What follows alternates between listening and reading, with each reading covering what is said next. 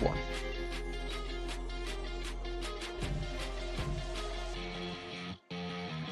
You are Locked On Wolves Postcast, part of Locked On Minnesota on the Locked On Podcast Network. Your team every day. Let's go. T-Wolves take commanding 3-1 lead on Golden State thanks to that dominating third quarter, 117-110. That's your final tonight. What's going on? Back in the lab, back at it. Another T-Wolves Postcast episode right here on the Locked On Sports Minnesota Network. Your team every day. Jack Borman with me as always. Of course, give him a follow if you haven't already at Jared Borman 13. Jack, 8:30 left in the third quarter. Wolves down 2. And then that flip just switched, dude. Wolves go on that, just a run for the ages, right? I mean, if they make the finals, this is the quarter we might go look back at. They outscore Golden State by 22, 39-17, the best single quarter of playoff basketball in Wolves franchise history. You text me at halftime, dude. You called it. It felt like the Wolves were just one good quarter away from potentially winning this series. Now, obviously, they still got to go take care of business Wednesday, put the final nail in the coffin here, but what was it at halftime that made you feel that way? And how did the Wolves flip that switch, I guess, Jack, and put together such a dominating run when they needed it the most? Yeah, it was Anthony Edwards, right? I think it started going back to the end of the second quarter. I think for Ant, the Warriors were playing a 3-2 zone for a good chunk of the back half of that second quarter and kind of clawed back into the game. And Ant crossed up a defender and went to a step back going left in that left slot with about 1 minute and 4 seconds left in the second quarter and cut a 4-point lead down to 1. So that was a big shot. And then I think cut the lead from 5-2 with that, 3 at the buzzer. And he was talking a lot of trash. Yeah. He was firing up his teammates. And then, he looked like he was all business going into the locker room. And I think, he just kind of wanted to snowball that into a really impactful third quarter and just kind of came out with that killer mentality in the third quarter, which I think was super important from Anthony Edwards. I think then scored 11 of the Timberwolves' first 22 points in the half. And at the time that he checked out with that fourth foul towards the end of the third quarter, the Warriors had 17 points through the first 9-ish minutes of the quarter, and it had 16 at that point. And he just looked so much more decisive, so much more in control of what he was doing, and just appeared as though he wasn't going to let anybody stop him or get in his way. And I think that mentality shift from Anthony Edwards really, I think, wore on this defense and kind of opened the floodgates for everyone else to feed off of that and get going with the way that the Warriors were totally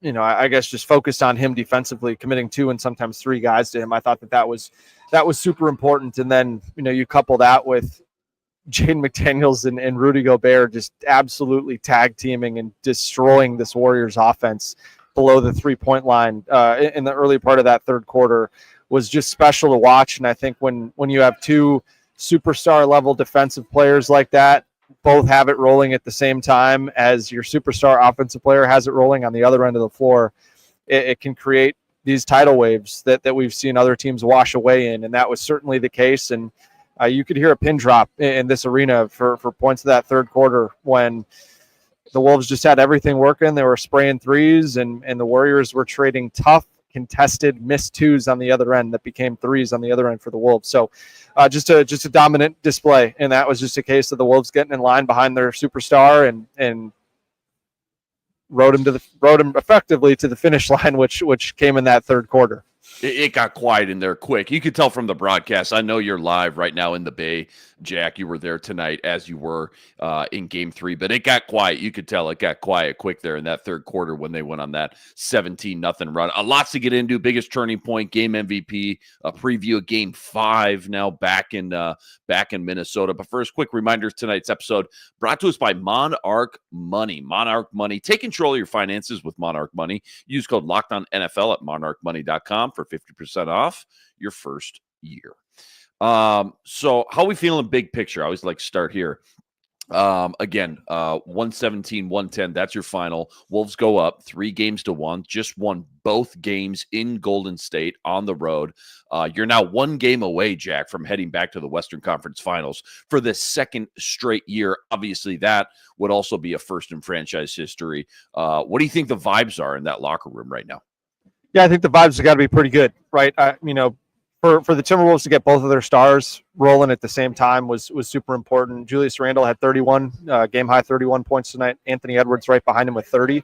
They became the first pair of teammates in the NBA this season, or in the postseason, to both score more than 30 in the same game. So that was obviously great to see. But yeah, I mean, teams with a 3-1 lead are 280 and 13 in playoff series. It's a 95.6% win rate. So, especially without Steph Curry for Game 5, it kind of feels like this is a wrap, and the Wolves will win this in Game 5, barring something unforeseen. I mean, we obviously saw Jason Tatum potentially tear his Achilles in the game right before this, so you obviously don't want to put that out into the ether. But it just kind of goes to show that these series can totally change with in the blink of an eye. And so the Wolves have to come out in Game 5 and play really hard and get it done. But yeah, I think it was also really good to see the Timberwolves rebound the ball in that third quarter, right? They were able then to get out and play with pace before the Warriors' defense was able to set up. They were able to get some cross matches and allow Anthony Edwards and Julius Randle to be able to take advantage of those mismatch opportunities. And then again, for Julius Randle and Anthony Edwards to both have it going in the same game the way that they did tonight felt very sustainable. And those two guys got to their different spots on the floor, and Chris Finch did a really good job of constructing different lineups at different moments throughout the game where they would be able to play through each of those two guys. And yeah, you got to give credit to Julius Randle for the way that he played, kind of forced the Warriors to go to a 3-2 zone. And I think kind of slowed everything down and made it a little bit more difficult for Golden State to get out and run on the other end of the floor too, and slowed things down. And again, the Warriors really want to get out and play with pace and turn stops into scores on the other end of the floor. And the Wolves did a better job than the Warriors did tonight of doing that. And so if the Wolves can be better at what Golden State needs to win in games like this, I like their chances quite a bit. So it was nice to see. This is the Locked On Player of the Game. Got a little trigger happy there, Jack. Okay, you're happy.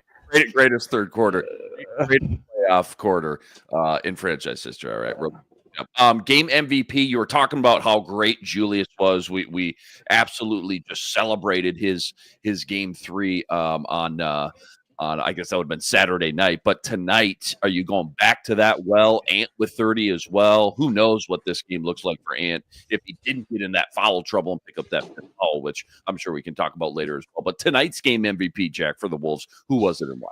Yeah, I think it was Anthony Edwards tonight. I think for me it was either between Anthony Edwards or Jaden McDaniels, frankly. But Anthony Edwards really found his 3-point shot in this game, which was great to see. He was 6 of 11 from 3.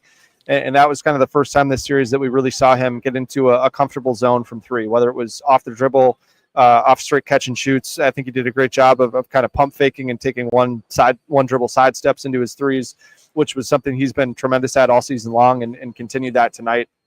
But Chris Finch said before the game that he spoke with Anthony Edwards after shoot around about there being some more opportunities for him to be a little bit more aggressive in seeking out that 3-point shot. And so, we've seen Ant throughout the majority of his career really have this special ability where a coach can talk to him about, hey, let's focus on this, or let's focus on this, or you didn't do a great job of this in the last game. So let's try to, roll out this game plan to address that in the next game. And he does such a good job of taking that and running with it. And he certainly did that tonight. So for him to come back with 6 made threes tonight was fantastic.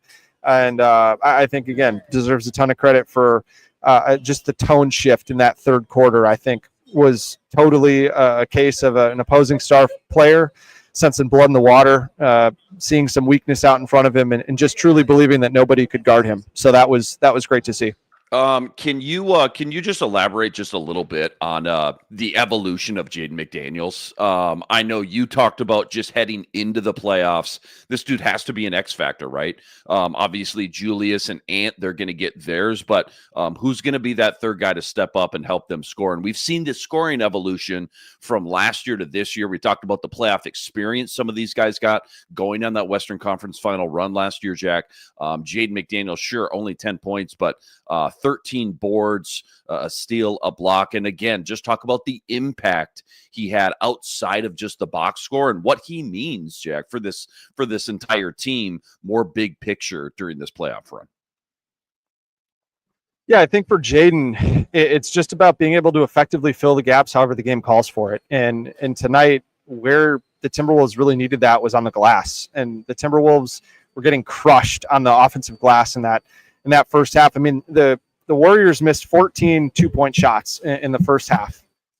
They rebounded 9 of their own misses, and that was just huge for them as a source of being able to kind of buoy their offense, right? When they weren't scoring very well in a lot of those first chances, a lot of those offensive rebounds became free throw attempts or became little putbacks at the rim.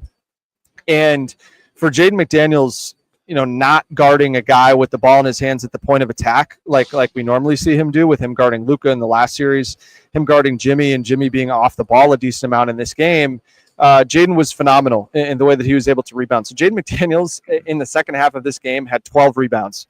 And that is the most rebounds he's had in any half is in his entire career. And I thought the second half was quite possibly the most meaningful half of his career, just with the way that he tag teamed so well with Rudy Gobert and contesting seemingly every shot in that third quarter.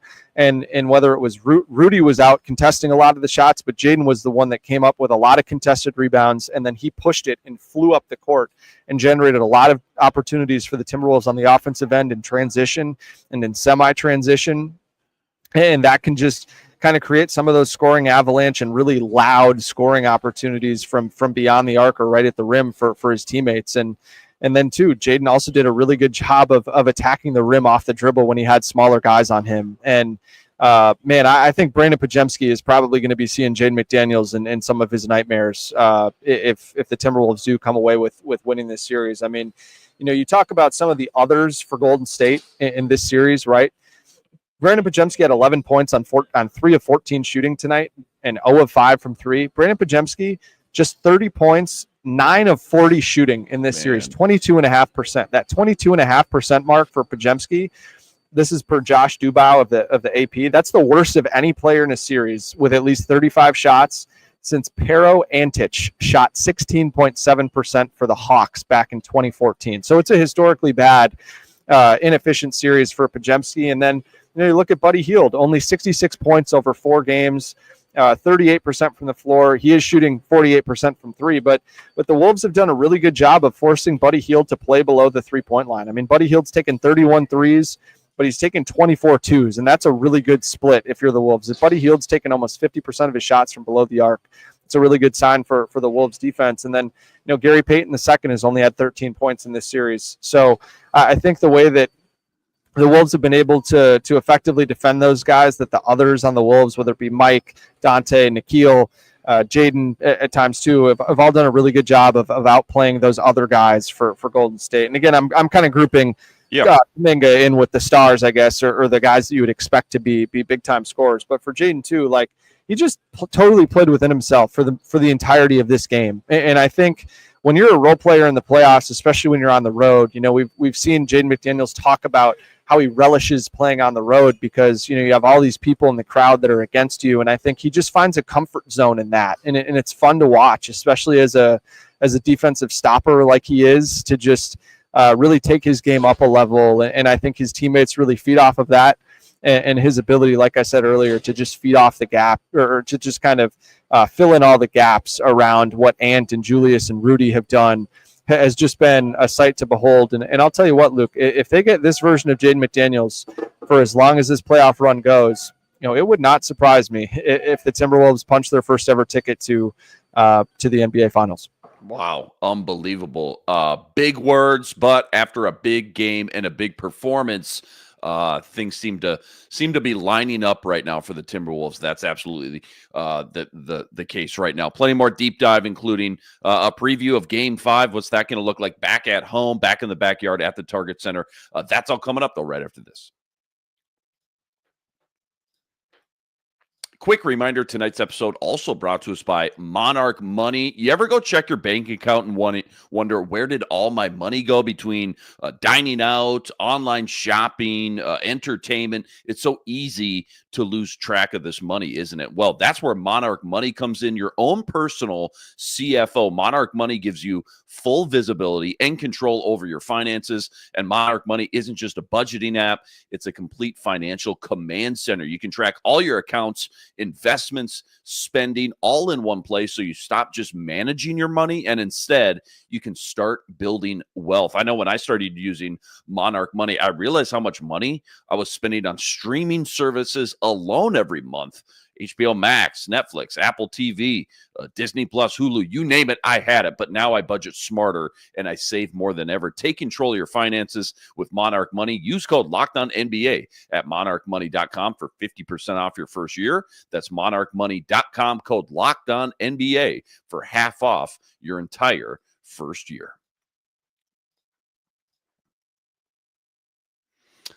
Flip the script around just for a second here, Jack. Put yourself in the Warriors' shoes, right? Obviously, losing Steph Curry felt like a kind of a death blow, but they came out and gave us their best punch Saturday night in Game 3. But what now? How deflated are you? And how has Jimmy Butler looked, I guess, in your opinion, just from a kind of a bird's eye view? Again, you've been live there, Games 3 and 4. Kind of Jimmy in the spotlight now as the guy who had to have it, right? Had to put the team on his back with no Steph Curry, but coming up short these last two games at home. How are you feeling if you're the Warriors, and is it too little too late at this point, knowing you may or may not get Steph Curry back in Game 5?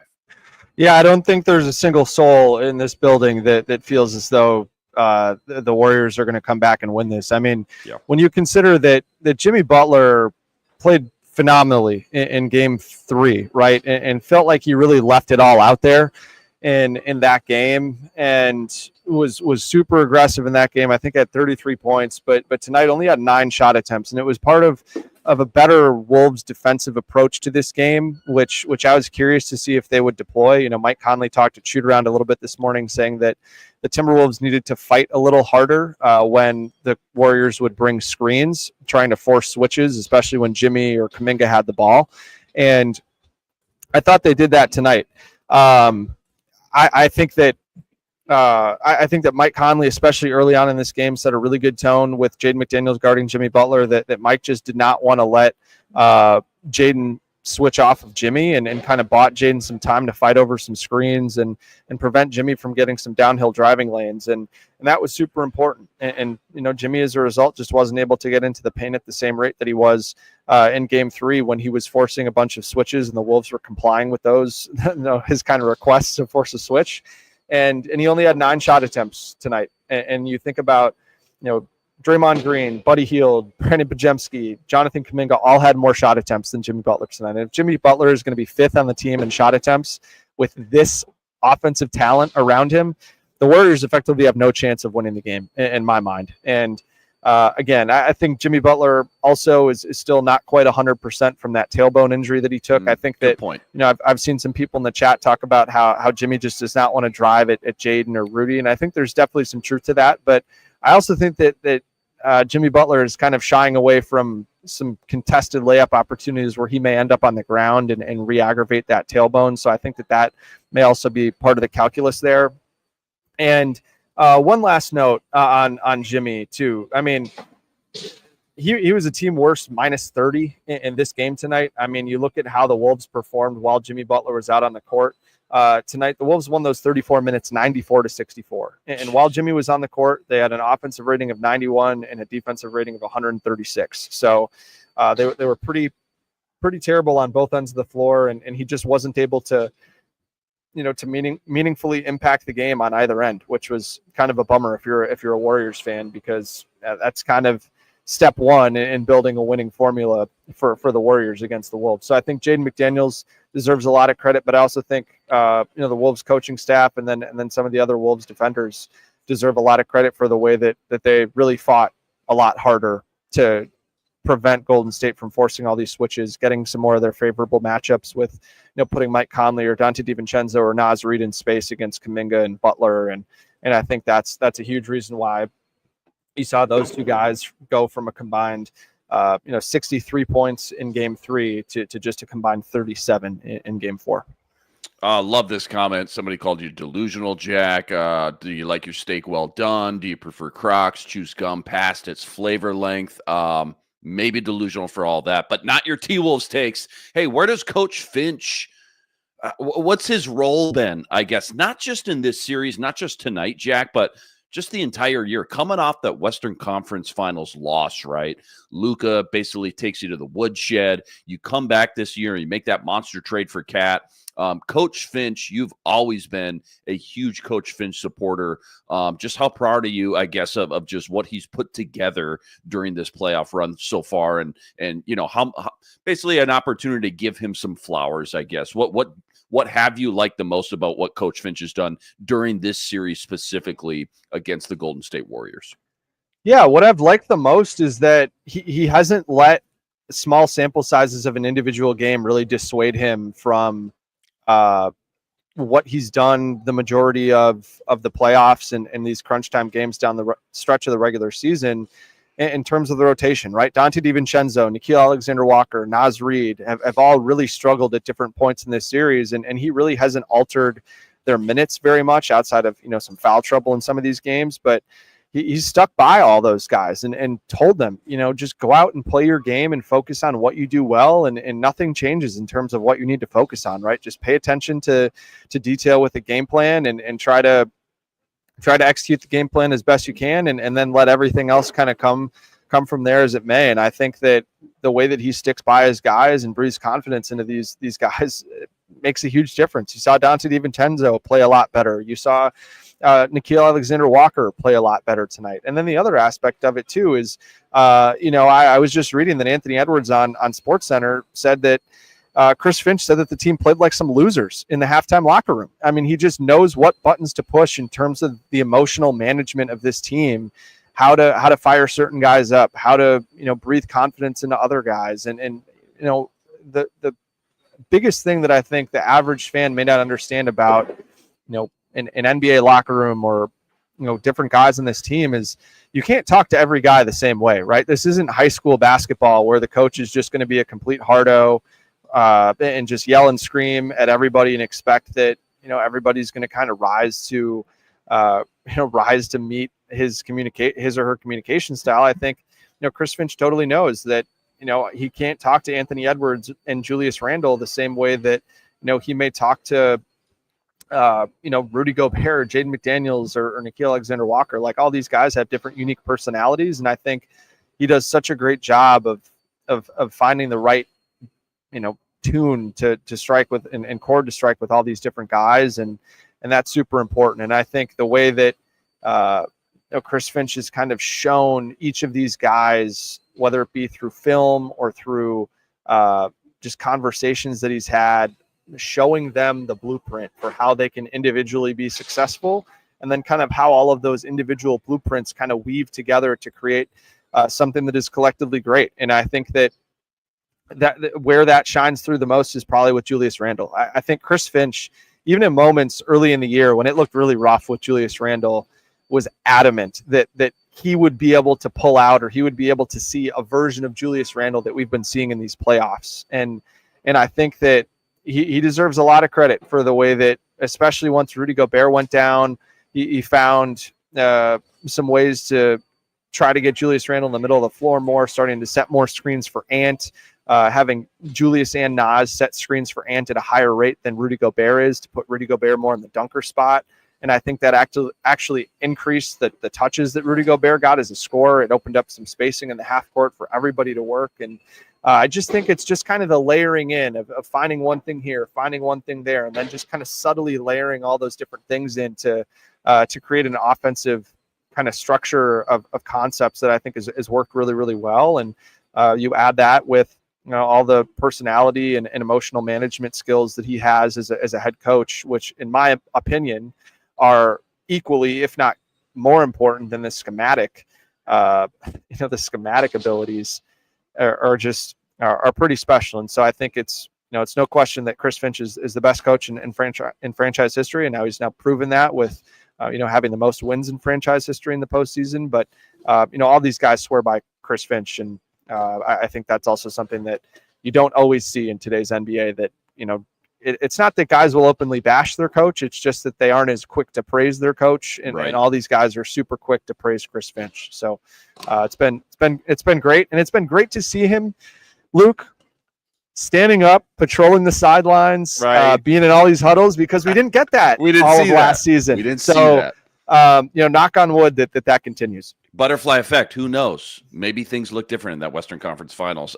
Just echoing your point, Random Planet RP, balancing young hotheads like Ant and Jaden, 7'2" old hothead like Rudy, and a guy that gets down on himself like Randall, takes coaching talent. So the emotional part of being a coach, not just the X's and O's, obviously that goes a long way. And again, once you get to this point in the playoffs, when everybody's good, those are some of the smaller things that I don't think gets talked about a lot, that definitely have a lot to do with which teams advance and which teams end up going to Cancun and packing their bags for a long offseason. Real quick, before we go to segment 3, this conversation just made me think of a tweet from Johnny K earlier this afternoon. John Krasinski, T-Wolves writer for The Athletic.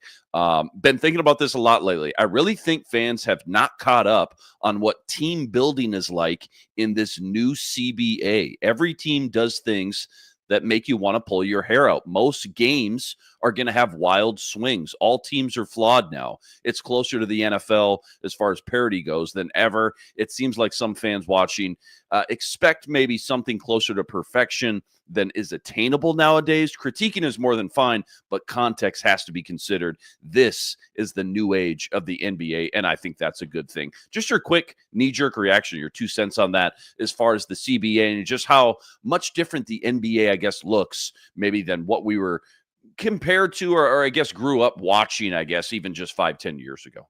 Yeah, for sure. I think the CBA has changed a lot in terms of that, if teams really want to go for it in terms of winning a title, like you have to be really responsible about, the way that you're managing the salary cap, and that you can't just, sign a bunch of guys to all these max contracts and, keep the team together and just pay a luxury tax bill and keep the team together. Now there's some real team building consequences of being way over the luxury tax line in terms of your picks being frozen down the line, you being, ineligible to use the mid-level exception, use trade exceptions, aggregate players and trades. So, teams just have to build a lot more organically and be a lot more financially conservative. And I think, the Wolves, like it or not, with the Karl Anthony Towns trade, put themselves in a much better financial spot where they could pretty much roll at least 7 of these 8 guys back next season if they wanted to, and keep these guys together for quite a long time if they want to.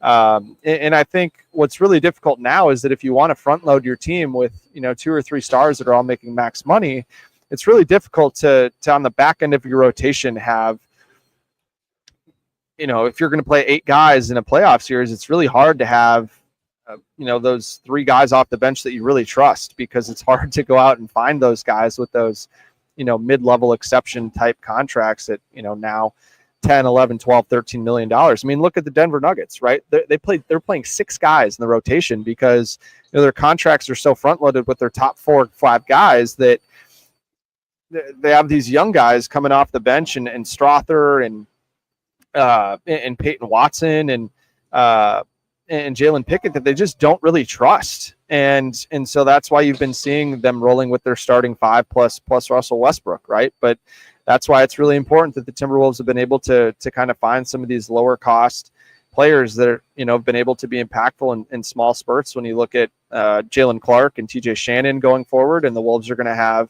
not only a first round pick that I think will be 16 or 17 in this year's draft from the Pistons, but they also have the number 1 pick of the second round, which is an important spot to be in because you can use a second round exception, to be able to sign a guy to a pretty creative contract there. So the Wolves have a lot of options, and I think Tim Connolly deserves a ton of credit for the way that he's been able to kind of maneuver on the margins and build a team that is not only built to win right now and what is a wide open NBA, especially after Tatum potentially tearing his Achilles, but also, there's obviously been a lot of talk about Kevin Durant, but if this team goes to the finals, I don't think you can go out and make a trade for Kevin Durant. Yeah. And the great news is, Nickeil Alexander-Walker might leave in free agency, which would be a huge bummer because we all love Nickeil, but you could roll back the other 7 guys in this rotation and then add in a Jalen Clark and a TJ Shannon into the rotation, maybe get Rob Dillingham in the mix, and then, add another rookie or 2 this year to keep kind of backfilling on the kind of back end of things here and be able to kind of restock the cupboards, if you will, with young players. So I think John's comments are 100% true, but I think what's really great for Wolves fans to have is that this front office is incredibly smart. And there's a lot of guys in this front office that could hold higher roles in other places, but choose to stay here because of what Tim Connolly has built. And it's a huge testament to Tim. He's one of the nicest guys I've ever met, and I can only imagine that he's great to work with. So it should be a really, really fun time to be a Wolves fan, not only this season, but as the Timberwolves approach and then enter Anthony Edwards' prime in the next handful of seasons. Well said there. Great breakdown per usual. Couple minutes left. Got to talk about what Game 5 looks like back at the Target Center. That's all coming up right after this. Quick reminder, tonight's episode also brought to us by BetterHelp. When your schedule, it gets packed, work projects, kids, whatever it may be, it's so easy to let your priorities start to slip, even when we know what makes us happy. But when you feel like you got no time for yourself, the non-negotiables like therapy, they become more important than ever. If you've been thinking about starting therapy, maybe it's time to give BetterHelp a try, entirely online and designed to be convenient, flexible, and suited for your schedule. So simple, too. All you got to do, you fill out a brief questionnaire, you get matched up with a licensed therapist, and you can switch therapists at any time for no additional charge. Never skip therapy day with BetterHelp. Go visit BetterHelp.com/lockedon. You're getting 10% off your first month. That's BetterHelp, HELP.com/lockedon. All right, here we go. Game 5, Wednesday night, back at home in the backyard, Target Center, 8:30 p.m. tip. You're up 3-1, which is obviously a lot different vibe than coming back home tied up 2 games apiece here, Jack. And now you got a chance to put the final nail in the coffin Wednesday night. Now, we don't know if Steph Curry is going to play in that one. He's going to test out the hammy, see if he can give it a go. Is the vibe right now around the league, around inside circles, he will not suit up? And I guess how much does that change things if he does suit up for this Game 5? And what's the recipe to put this thing away now, Jack, back at home? Biggest keys, biggest X factors, maybe biggest adjustments even. What do you got for Game 5? Top of your head right now, just 30, 40 minutes after this Game 4 win. Yeah, I'll start with Steph Curry. So Steph is set to be reevaluated on Wednesday, which is the morning of Game 5. Anthony Slater of The Athletic reported that Steph has done some really light shooting and has rode the exercise bike a little bit. And Dr. Nirav Pandya, I might be saying that incorrectly, he's a professor of orthopedic surgery at the University of California, San Francisco, and the director of sports medicine at Benioff Children's, was part of a group that did a study rushing back from hamstring injuries a few years ago. And in their study, they looked at a 5-year period and over 200 players had suffered hamstring injuries. Nearly 81% of those players had suffered a subsequent injury in some part of their body, with 37% aggravating the hamstring injury in the same or subsequent season. And there's also statistically significant evidence that there's a decrease in minutes and there's a decrease in field goal percentage in the immediate aftermath of players returning from injury. So I know Steph Curry is one of the best conditioned athletes in the NBA, but he's also 37 years old. And at some point you're kind of fighting time, which is undefeated. And I just think that the Warriors will not rush this with Steph Curry. I don't think that it's worth trying to win one game or extend this series one more game at the cost of Steph doing something that would maybe put him in jeopardy over this summer or this coming season. So I would be shocked if he plays, but if he plays, obviously it just completely changes how the Warriors want to play, right? Because Steph is the system. Steph running around puts so much pressure on the defense and makes it so much easier for other guys to play around him and kind of operate off of the gravity that he creates.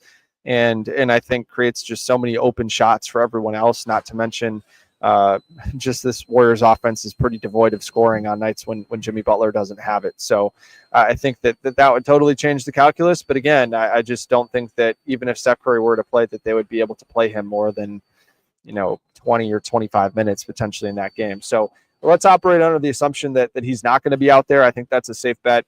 I have 4 keys for the Timberwolves in Game 5 to close it out. Number one is you got to rebound, right? I think when the Timberwolves were able to close out stops with rebounds in the second half, they were able to get out and run.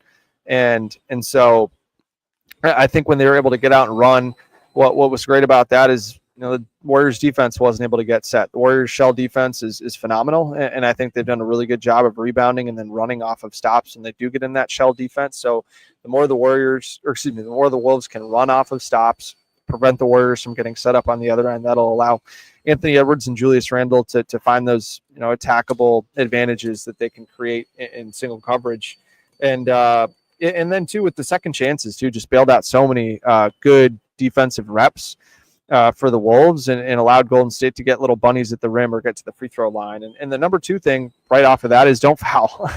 26 of Golden State's 91 points before Steve Kerr pulled everybody came at the free throw line. That's almost 30% of their total points in this game. And so when you can do, number 1, rebound, number 2, don't foul, through the first 8 minutes of that third quarter, Golden State had as many offensive fouls, 3, as they did made shots. So I think everything kind of works well when the Wolves don't foul. They're able to rebound. And then number 3 is get back, right? The Warriors, you saw it right away at the first couple possessions of the game. They jumped out to a 5-0 lead because they just flew up the court after they were able to get stops. And Golden State had 16 fast break points tonight. So again, the more that you can force Golden State to play against the set defense, especially without Steph Curry, you like your chances. And then the last one for me is just take care of the ball. I know the Wolves had a decent number of turnovers in garbage time that kind of inflated this number, but they still had 20 turnovers for 24 Golden State points. And then, you put all that together, 50 of Golden State's 110 points, 45% of their total points came either off of free throws or off of Minnesota turnovers, 2 things which are, controllables for the Timberwolves. And the Timberwolves have done a good job of not fouling for the majority of the season. And you'd like to see them be able to get back to that in Game 5 and then just play hard, right? I think if we said this at the end of last show, I'll say it again here, but if the Timberwolves play hard and they play as hard or harder than the Golden State Warriors, the talent will win out. Right. The only way the Warriors win is if they play harder than the Wolves. And they played harder than the Wolves in the first half tonight. They played harder than the Wolves in the first 3 quarters the other night. But again, the Wolves just have so much more talent, especially in the offensive end, that if they're able to match what Golden State's doing, get those 50-50 balls, prevent Golden State from crashing the offensive glass, running in transition, it's just hard to put together a formula for Golden State to win. And again, I think this will be Golden State's 10th playoff game in 18 days on Wednesday. So it's just, this team is exhausted. And if you don't let them off the hook, don't let them get those 3 days of rest before Game 6, and then invite potentially Steph Curry coming back. I think there will be a very heightened sense of urgency from the Timberwolves that this coaching staff will be on them about. And especially going back to your home crowd that certainly wants to be able to close it out, even though you have Game 7 at home in your back pocket if you need it. I still think that this team will be really motivated to get it done in Game 5. Last one real quick here before we get out of here. OKC, Denver, all tied up at 2s. If the T-Wolves can put the final nail in the coffin, which team do you want to meet in the Western Conference Finals, Denver or OKC? Yeah, for me, it's not even close. I'd rather see Denver. I mean, right, this Timberwolves team has beat Denver, 6 or 7 times in a row? And, yeah, Jeff, that's a great point, too. The Wolves will get some rest if they're able to close it out in 5. But I'd much rather see Denver because they're only playing 6 guys. And one of those guys is Russell Westbrook, who has like a 25% chance of single-handedly losing your team the game. He also has a 25% chance of single-handedly winning the team the game.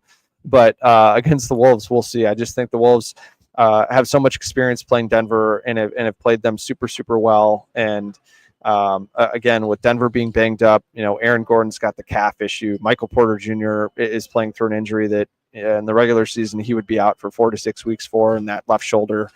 Obviously, they've got the horses to be able to defend Jamal Murray and the experience with them concocting some defenses that do really well against Nikola Jokic. I think time might just be running out for Denver.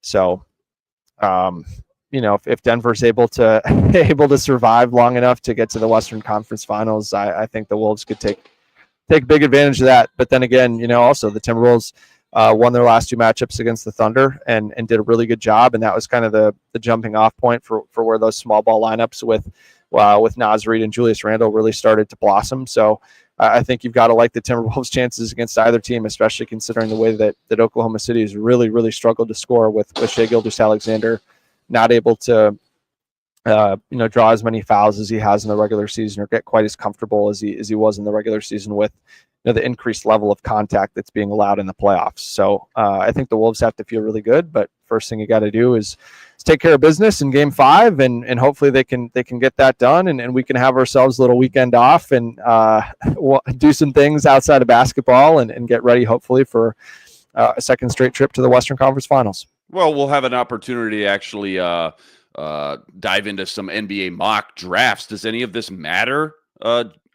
Jack, when the NBA is clearly rigged? It's still can't believe because the Mavs had a 1.8% chance and they secured the bag. The year they trade Luka, they get. I mean, that's what all the conspiracy theorists are going to say. And then the Spurs picking 2. Maybe the NBA is trying to build a little another dynasty around Victor Wemby, and then they also have the Rookie of the Year Castle, back-to-back Rookies of the Year. They're picking 1 and 2. If you're Utah and Washington and even Charlotte, what are you thinking right now, man? You got to be bumming.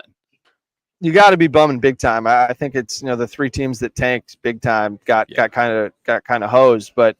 Yeah, I think San Antonio is going to certainly be in contact with the Bucks about Giannis, I would presume, with that number 2 pick. And I just can't believe that Dallas, their fans had 3 months of misery. God forbid they have more than 3 months of misery. I mean, we grew up with years and years and years and years and years of misery, and they go 3 months without having a generational type player. So, I also just felt really bad for the Bulls.